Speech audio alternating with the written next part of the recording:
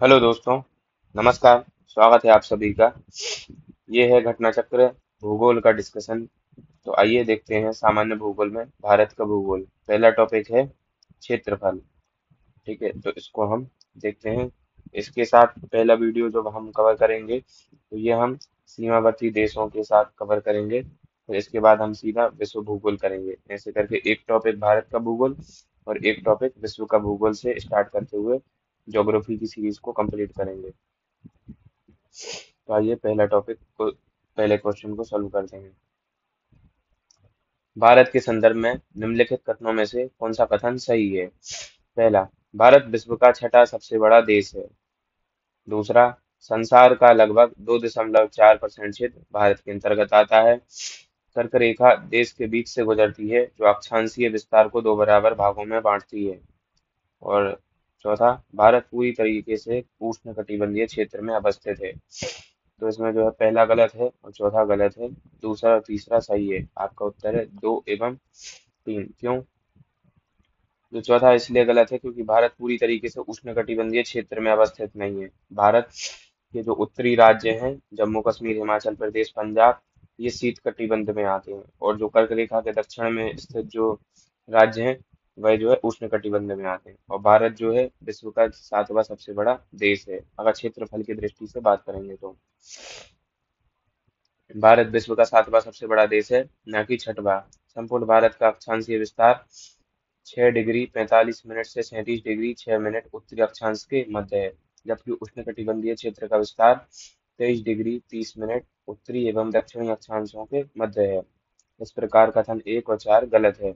कथन दो और तीन सही है, क्योंकि भारत स्थल मंडल के कुल क्षेत्रफल का 2.4% घेरे हुए है और कर्क रेखा देश के बीच से गुजरती है, जो अक्षांशीय विस्तार को दो भागों में विभाजित करती है। यही सेम जो प्रश्न है आपका यूपीपीसीएस मेंस 2006 में भी पूछा गया। आइए देखते हैं। निम्नलिखित कथनों में से कौन सा भारत के बारे में सही है? सही उत्तर के चयन हेतु अधोलिखित कूट का उपयोग कीजिए। ये कह रहे हैं भारत विश्व का पांचवा सबसे बड़ा देश है। अभी देखा भारत विश्व का सातवां सबसे बड़ा देश है। ठीक है। यह स्थल मंडल के कुल क्षेत्रफल का लगभग 2.4% भाग अधिकृत किए हुए है। यह सही है। समूचा भारत उष्णकटिबंध में स्थित है। एकदम डिट्टो लाइन उठाई है इनने 2006 के प्रश्न से 2022 के पेपर में। ये भी गलत है क्योंकि भारत शीत कटिबंध में भी अवस्थित है। और 82.30 पूर्वी देशांतर का उपयोग भारतीय मानक समय को निर्धारित करने के लिए किया जाता है। तो आपका ये सही है। दो और चार आपका सही है, डी। तो इसका डिस्कशन देखते हैं। भारत विश्व का सातवां सबसे बड़ा देश है। संपूर्ण भारत अंडमान निकोबार द्वीप समूह सहित का अक्षांशीय विस्तार 6 डिग्री 45 मिनट से 37 डिग्री 6 मिनट उत्तरी अक्षांश के मध्य है, जबकि उष्णकटिबंधीय क्षेत्र का विस्तार 23 डिग्री 30 मिनट उत्तरी एवं दक्षिणी अक्षांशों के बीच है। अतः कथन एक एवं तीन गलत है। भारत स्थल मंडल के कुल क्षेत्रफल का 2.4% अधिकृत किए हुए है एवं 82.5 डिग्री पूर्वी देशांतर का उपयोग भारतीय मानक समय निर्धारित करने के लिए किया जाता है। इसलिए कथन दो और चार सही है। क्षेत्रफल की दृष्टि से भारत का विश्व के देशों में कौन सा स्थान है? सातवां स्थान है। भारतवर्ष आकार में विश्व का है सातवां सबसे बड़ा देश। भारत का जो क्षेत्रफल है संसार के क्षेत्रफल का 2.4% है, किंतु भारत जो है जनसंख्या में कितना स्थान रखता है? तो ये है उस समय के आंकड़े के अनुसार संपूर्ण मानव जाति का 17% जनसंख्या भारत में निवास करता है। भारत का क्षेत्रफल 32,87,263 वर्ग किलोमीटर है, जो संसार के समस्त क्षेत्रफल के स्थलीय भाग का लगभग 2.4% है। जबकि भारत में संपूर्ण विश्व की 17.5%। आंकड़ा बड़ा है ना, पहले 17% था, अब 17.5%। वर्ष 2011 की जनगणना के अंतिम आंकड़ों के अनुसार जनसंख्या निवास करती है। अतः जो है बी आपका सही होगा। भारतवर्ष में लगभग कितने गांव हैं? तो ऑप्शन में दिए गए हैं 5 लाख, 6,30,000, 8 लाख एवं इनमें से कोई नहीं। तो ये फैक्चुअल क्वेश्चन है, तो इसका उत्तर है डी, इनमें से कोई नहीं। वर्ष 2011 की जनगणना के अंतिम आंकड़ों के अनुसार भारत में गांवों की संख्या लगभग 6,40,932 है। इसलिए आपका जो विकल्प है डी सही होगा। निम्नलिखित जोड़ों में से कौन सा जोड़ा सही नहीं है? इस तरीके के प्रश्नों में सबसे पहले आप ये आइडेंटिफाई करिए कि पूछा क्या गया है, सही है या सही नहीं है।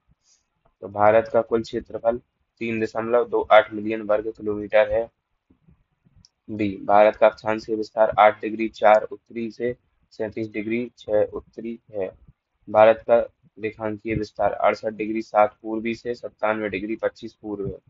एवं भारत में राज्यों की संख्या 26। तो ये वाला आपका गलत है, ये तीनों आपके सही है। भारत का भौगोलिक क्षेत्रफल लगभग अगर मिलियन में निकालेंगे तो इसका इतना मान आएगा, 3.28 मिलियन वर्ग किलोमीटर।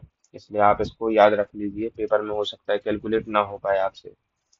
इसके मुख्य भूमि का अक्षांशीय विस्तार 8 डिग्री 4 उत्तर से 37 डिग्री 6 उत्तर तथा देशांतरीय विस्तार 68 डिग्री 7 मिनट पूर्व से 97 डिग्री 25 पूर्व तक है। 26 जनवरी 2020 से भारत में कुल 28 राज्य एवं 8 केंद्र शासित प्रदेश हैं। नवीनतम केंद्र शासित प्रदेश है दादर नगर हवेली और दमन एवं दीव, इनका विलय कर दिया था आपस में 2020 में। 8वां, भारत के लिए निम्नलिखित में से कौन सा कथन असत्य है। भारत विश्व का 7वां सबसे बड़ा देश है, सही है। भारत जनसंख्या की दृष्टि से विश्व का दूसरा राष्ट्र है, ये भी सही है। इसकी भूमि सीमा का विस्तार लगभग 15,200 किलोमीटर है, ये भी सही है। सर्वप्रथम सूर्योदय इसके मिजोरम राज्य में होता है, जो कि ये आपका गलत है। सर्वप्रथम जो सूर्योदय है अरुणाचल में होगा। ठीक है। भारत विश्व का 7वां सबसे बड़ा देश है।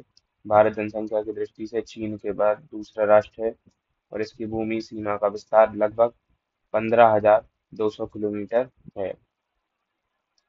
पहला टॉपिक में इतने प्रश्न थे, इनको कवर कर दिया है। अगला टॉपिक है अक्षांशीय विस्तार, इसको कवर करते हैं। भारत जो विस्तृत है, इसका उपयुक्त आंकड़ा इनमें से कोई नहीं है।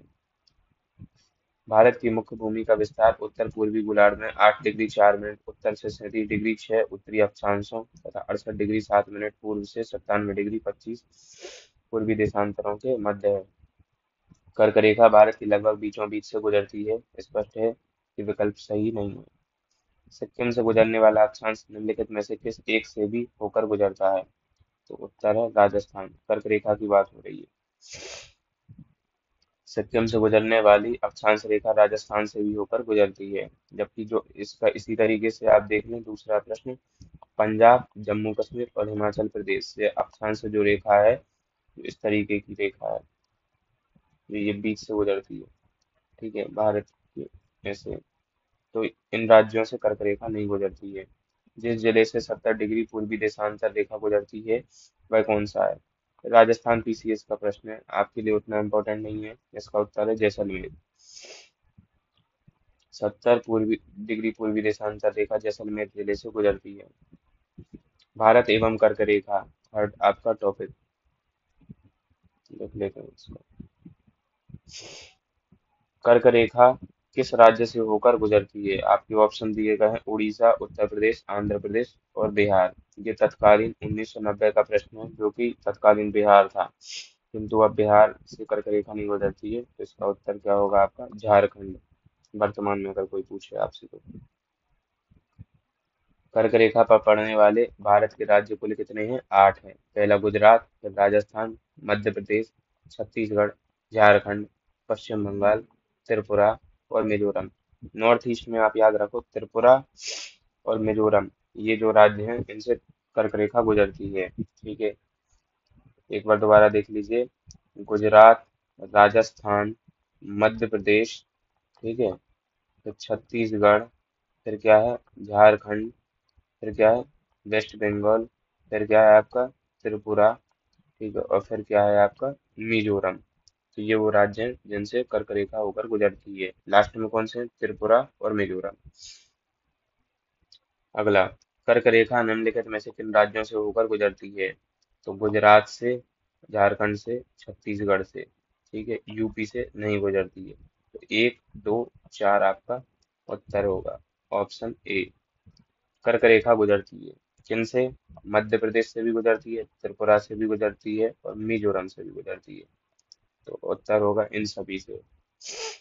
कितने भारतीय प्रदेशों से होकर कर्क रेखा गुजरती है। सरल प्रश्न है, 8।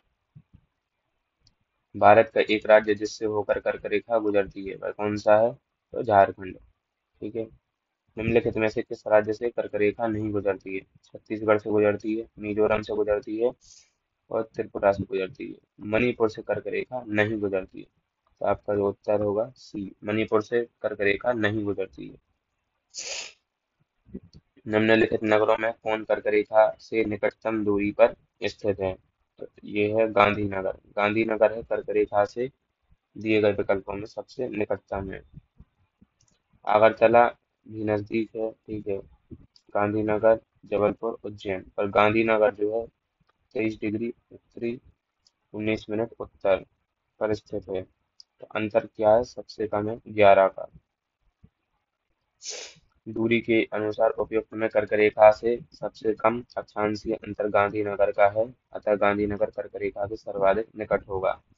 निम्न नगरों में कौन सा कर्क रेखा के निकट है? तो कौन है? कोलकाता। ठीक है। दिल्ली, कोलकाता, जोधपुर, नागपुर में कोलकाता जो है कर्क रेखा के 23.5 डिग्री के एकदम नजदीक है। बाकी जो है इनके देखिए डिस्टेंस कितना है? 28, इनका 26, इनका 21। पर जो 23.5 डिग्री के सबसे निकट है वो कौन है? 22.5 डिग्री जो है कोलकाता। ट्रॉपिक ऑफ कैंसर का वास्तविक अक्षांश विषुवत रेखा के उत्तर में 23.5 डिग्री है। उपयुक्त में कर्क रेखा से निकटतम नगर कोलकाता है। कौन सा महत्वपूर्ण अक्षांश भारत को लगभग दो बराबर भागों में विभाजित करता है? तो कौन सा है आपका? 23.5 डिग्री उत्तरी अक्षांश। ये याद रखिएगा, ऑप्शन तो 23.5 डिग्री मिल जाएगा, लेकिन एक में उत्तर और एक में दक्षिण दिया रहेगा, आपको उत्तर सिलेक्ट करना है। 23.5 डिग्री उत्तरी अक्षांश भारत को दो बराबर भागों में विभाजित करता है, इसे कर्क रेखा भी कहते हैं। निम्नलिखित में कौन से भारतीय राज्य कर्क रेखा के उत्तर में स्थित हैं? झारखंड ऑप्शन में है, मणिपुर ऑप्शन में है, और क्या है? मिजोरम है और त्रिपुरा। तो आपका जो उत्तर है बी, मणिपुर। ठीक है। मणिपुर जो है कर्क रेखा के कैसे है? उत्तर में स्थित है। ये कर्क रेखा है तो इस तरीके से है मणिपुर। ठीक है। क्योंकि ये मिजोरम से होते हुए देखिए अरुणाचल प्रदेश, नागालैंड, मणिपुर, मिजोरम, ये मिजोरम से कर्क रेखा चली जाती है और ये है आपका मणिपुर। ठीक है। जून माह में निम्न स्थानों में से कहाँ पर दिन की अवधि अधिकतम होगी? तो दिल्ली में दिन की अवधि जो क्या है? अधिकतम होगी। सूर्य के उत्तरायण भूमध्य रेखा के उत्तर होने के बाद से ही उत्तरी गोलार्ध में दिनों की अवधि बढ़ती जाती है। 21 जून को सूर्य उत्तरायण स्थिति के सर्वोच्च बिंदु पर होता है। इस माह में कर्क रेखा से उत्तर जाने पर दिनों की अवधि बढ़ने लगती है। दिल्ली की स्थिति उपयुक्त विकल्प में सबसे उत्तर है। यहाँ दिन की अवधि अधिकतम होगी। 12, निम्नलिखित में से कौन सा शहर कर्क रेखा के सबसे निकटस्थ है? तो जबलपुर। जबलपुर देखिए 23.5 डिग्री के एकदम निकट है। ठीक है। बाकी देखिए इनका डिस्टेंस कम है, इनका तो और कम है, इनका भी ज्यादा है। उपयुक्त शहरों के अक्षांश स्थिति के अनुसार कर्क रेखा के सर्वाधिक निकट का जो शहर है जबलपुर होगा। किन किन के बीच? अहमदाबाद, उज्जैन और वाराणसी। निम्नलिखित भारत की नदियों में कौन कर्क रेखा को दो बार काटती है? तो जो आपकी है माही नदी। ठीक है। ये कर्क रेखा को दो बार काटती है। माही नदी कर्क रेखा को दो बार पार करती है। यह मध्य प्रदेश से उद्गमित होकर राजस्थान, गुजरात में प्रभावित होते हुए खंबात की खाड़ी में गिरती है। याद रखिएगा कौन सी नदी है आपकी? माही नदी कर्क रेखा को दो बार काटती है। यूपीपीसीएस ROAR 2016 का प्रश्न भी है। तो आज के वीडियो के लिए इतना ही। अगर आपको डिस्कशन अच्छा लगे तो सब्सक्राइब करें, लाइक करें, शेयर करें। धन्यवाद।